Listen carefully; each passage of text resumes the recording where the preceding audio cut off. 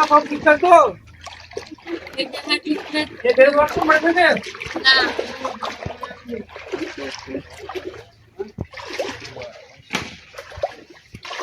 বলছি কি আমাদের একজন দাদা বাইরে থাকেন, আজকে উনি বন্যাবাসীদের জন্য কিছুটা সাহায্য হাত বাড়িয়ে দিয়েছেন। তো উনি বাইরে থাকেন, আমাদের ভিডিও দেখে উনি সাহায্যের হাত বাড়িয়ে দিয়েছেন আমাদের তরফ থেকে। আর আমাদের বিশ্বজিৎও সাহায্যের হাত বাড়িয়ে দিয়েছেন। হ্যাঁ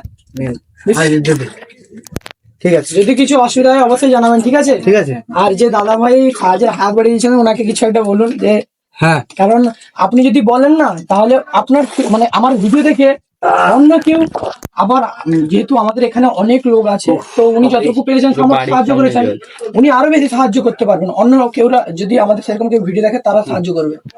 কিছু বলবেন? আমি আর কি বলবো, এই যে দিয়েছো এটা আমার ভাগ্য।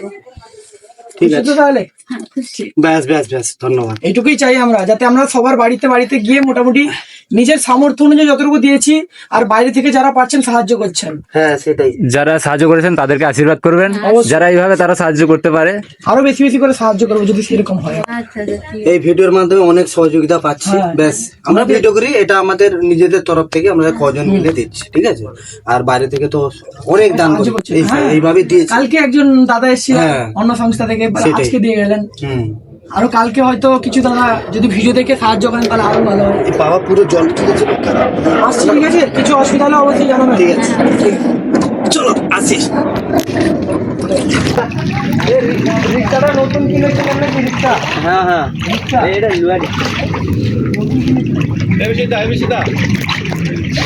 এই তো বাড়ি